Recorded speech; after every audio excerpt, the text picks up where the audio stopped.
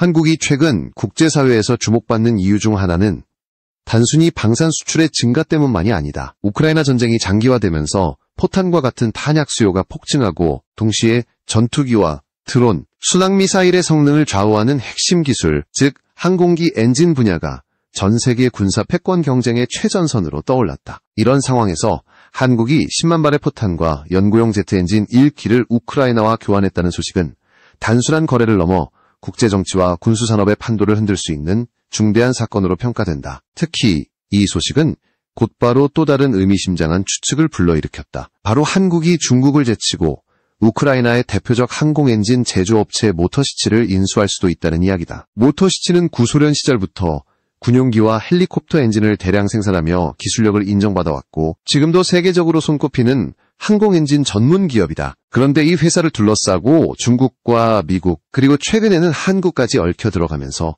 그 자체가 국제정치의 화약고가 된 셈이다. 한국이 우크라이나에 제공한 10만 발의 포탄은 단순한 물자 지원 차원이 아니라 나토 체제 내에서 한국의 군수 생산 능력이 얼마나 중요한 버팀목이 되고 있는지를 상징적으로 보여준다. 한국은 이미 미국, 폴란드 등과 긴밀한 협력을 통해 포탄과 자주포를 대규모 수출하고 있으며 이는 우크라이나 전쟁의 군수 기반을 실질적으로 지탱하는 역할을 하고 있다. 따라서 이번 10만 발 포탄 제공 역시 단순한 거래라기보다는 우크라이나의 전쟁 수행 능력을 유지시키는 동시에 한국의 군수 외교적 위상을 높이는 전략적 카드였다. 그런데 여기서 더욱 흥미로운 대목은 연구용 제트 엔진 한 대가 포함되었다는 점이다. 연구용 엔진은 단순히 시험용 부품이 아니라 항공기 동력 체계의 핵심 기술을 분석하고 응용할 수 있는 출발점이다. 특히 우크라이나 모터시치는 전투기와 헬리콥터 엔진뿐 아니라 드론 및 미사일용 터보제트 엔진 기술까지 확보하고 있어.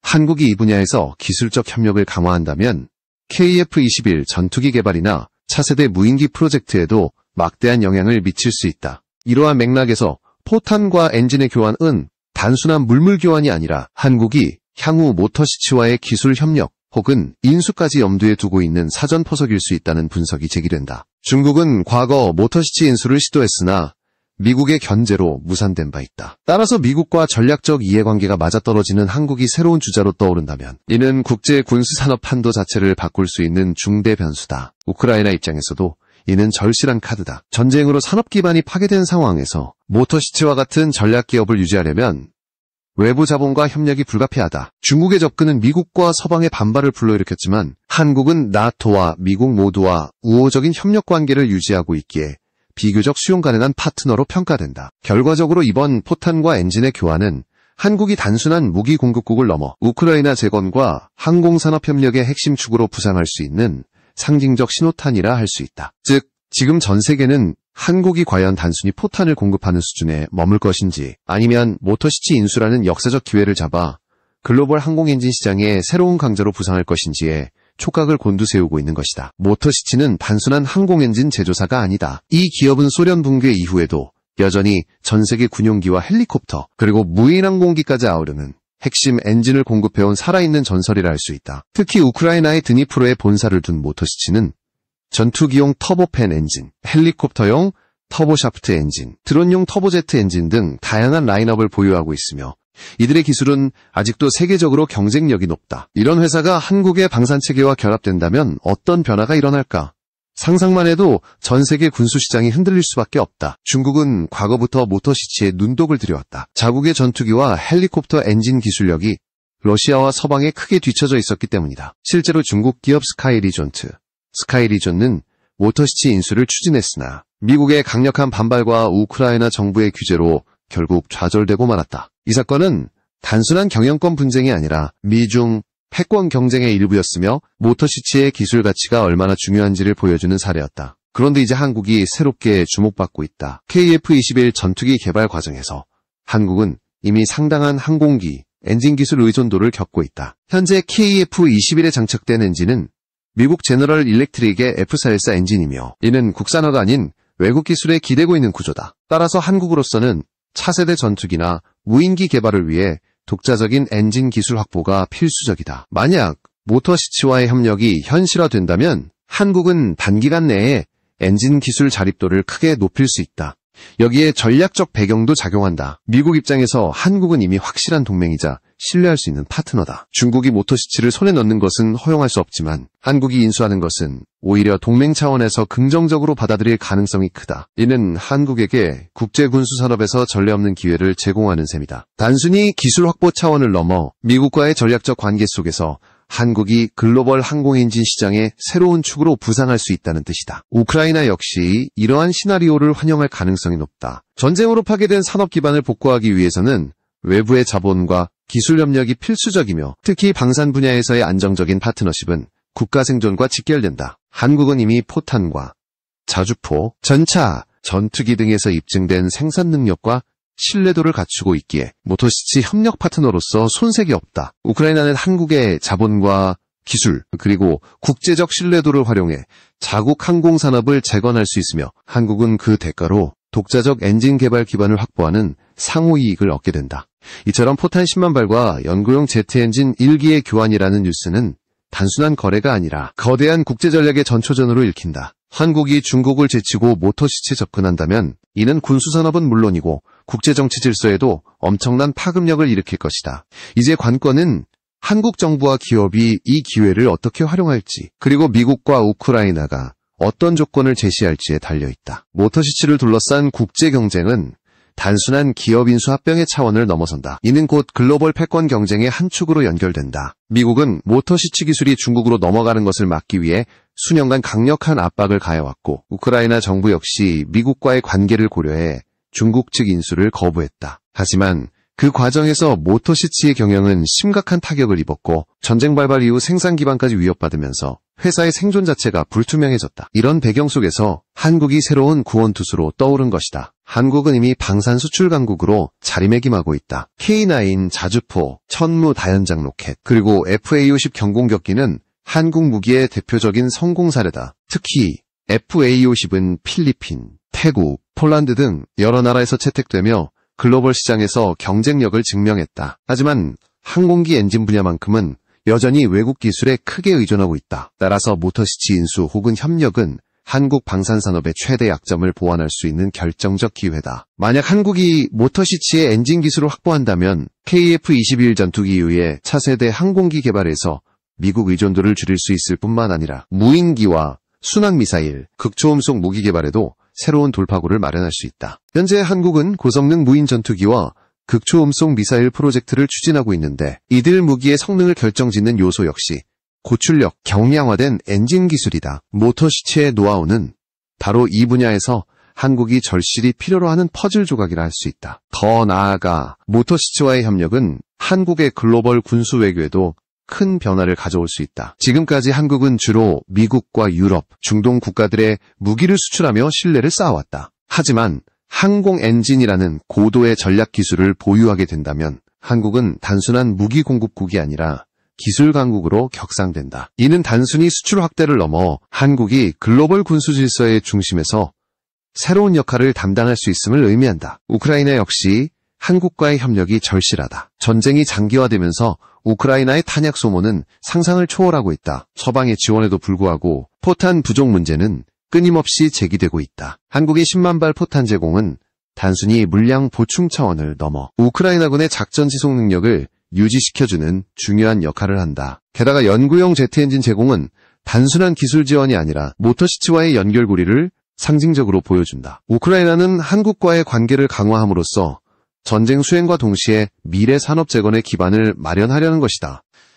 이 모든 과정은 결국 한국이 중국과 미국 사이에서 얼마나 균형 잡힌 외교적 행보를 보일 수 있느냐에 달려있다. 미국은 분명히 한국의 모터시치 인수를 환영할 것이지만 동시에 기술 이전 과정과 군사적 활용 범위에 일정한 제약을 걸 가능성도 있다. 중국은 당연히 반발할 것이고 러시아 역시 자국의 전통적 영향권에 속했던 우크라이나 군수기업이 한국 손에 들어가는 것을 탐탁지 않게 여길 수 있다. 따라서 한국은 기술적 성과와 함께 외교적 균형 감각까지 시험대에 오르게 되는 것이다. 한국이 모터시치 인수 혹은 협력에 나선다면 가장 큰 수혜 분야는 단연코 차세대 전투기와 무인기 개발이다. 현재 KF-21 전투기는 미국산 F414 엔진을 사용하고 있지만 이는 철저히 라이선스 생산에 불과하다. 독자적인 개량이나 변형은 제한적일 수밖에 없으며 미국 정부의 승인 없이는 수출 과정에서도 제약이 따른다. 그러나 만약 한국이 모터시치의 기술을 확보한다면 장기적으로는 독자적인 국산 터보팬 엔진 개발이 가능해진다. 이는 단순한 기술 자립을 넘어 전투기 수출 시장에서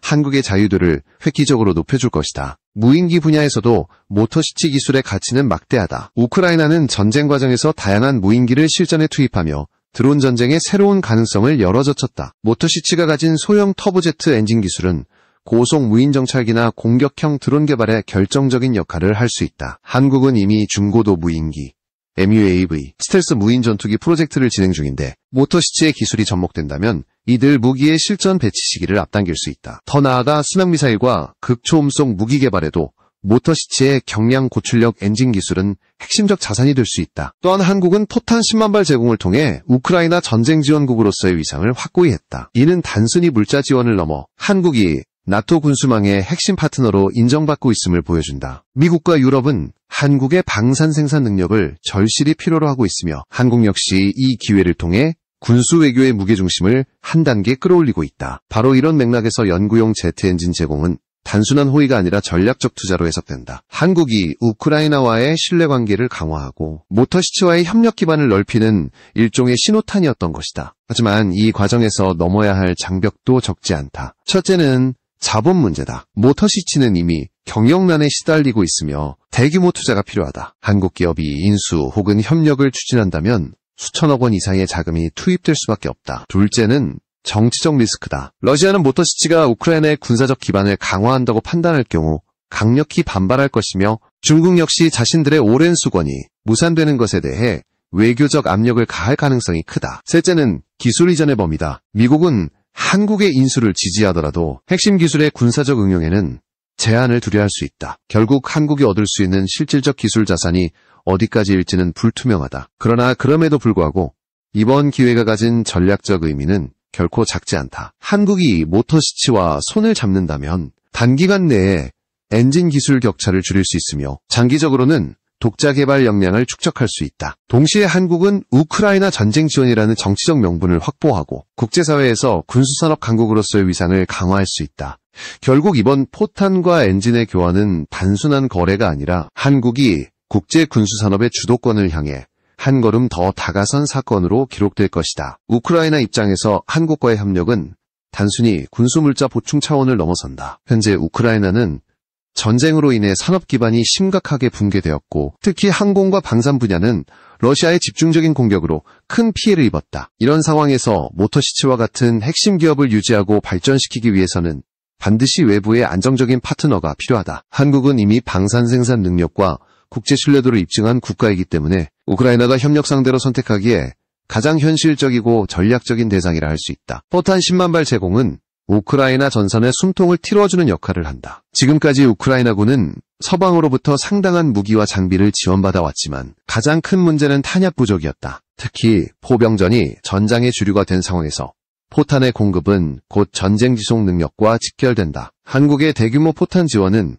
단순히 물량 보충이 아니라 우크라이나가 러시아군의 압박 속에서도 반격과 방어를 지속할 수 있는 결정적 요소가 된다. 이는 곧 한국이 전쟁의 흐름에 실질적인 영향을 미칠 수 있음을 의미한다. 연구용 제트 엔진 제공은 더욱 상징적이다. 이는 단순히 하나의 엔진을 넘겨주는 행위가 아니라 한국과 우크라이나가 항공기술 분야에서 협력할 수 있다는 가능성을 열어놓은 것이다. 특히 전쟁 이후 우크라이나가 재건을 추진할 때 항공산업은 반드시 되살려야 할 전략산업 중 하나다. 이 과정에서 한국의 자본과 기술 그리고 모터시치의 경험과 노하우가 결합된다면 양국 모두에게 새로운 기회가 될 수 있다. 한국 입장에서도 이 협력은 장기적으로 막대한 이익을 안겨줄 수 있다. 한국은 이미 방산 수출을 국가전략 산업으로 육성하고 있으며 중동과 유럽 시장에서 성공 사례를 쌓아가고 있다. 그러나 항공엔진 분야에서의 자립은 여전히 요원하다. 모터시치와의 협력은 이 격차를 단숨에 메워줄 수 있는 지름길이 될 수 있다. 더 나아가 한국이 독자적인 항공엔진 개발 능력을 확보한다면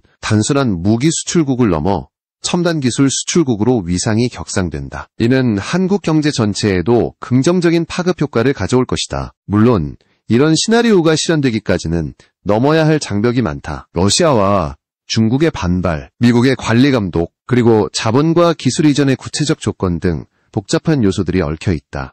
하지만 중요한 점은 한국이 이제 더 이상 단순한 방산 주변국이 아니라 국제 군수 질서 속에서 새로운 주도권을 쥘 수 있는 위치에 서게 되었다는 사실이다. 우크라이나와의 이번 협력은 바로 그 가능성을 현실로 끌어올리는 첫 걸음이라 할 수 있다. 한국이 모터시치와 손을 잡는다는 가정은 단순히 군수산업 차원의 의미를 넘어선다. 이는 국제정치 질서 속에서 한국의 위상을 다시 정의하는 계기가 될 수 있다. 지금까지 한국은 주로 미국의 기술과 장비에 의존하며 동맹체제 안에서 군사력을 키워왔다. 하지만 이번 기회는 한국이 독자적 기술을 바탕으로 글로벌 방산 패권 경쟁의 한 축을 담당할 수 있는 가능성을 보여준다. 특히 주목할 점은 한국이 중국을 제치고 모터시치에 접근할 수 있다는 사실 자체다. 중국은 오랫동안 모터시치의 기술을 탐내며 인수를 추진했으나 미국의 견제로 번번이 좌절되었다. 만약 한국이 이 수건을 대신 성취한다면 이는 곧 동북아시아의 군사력 균형에도 직접적인 영향을 미칠 수 있다. 한국은 첨단 항공엔진을 확보해 전투기, 무인기, 미사일 분야에서 독자적 경쟁력을 키우게 되고 이는 곧 중국과 러시아에 대한 전략적 억제력으로 이어진다. 또한 한국은 이 과정을 통해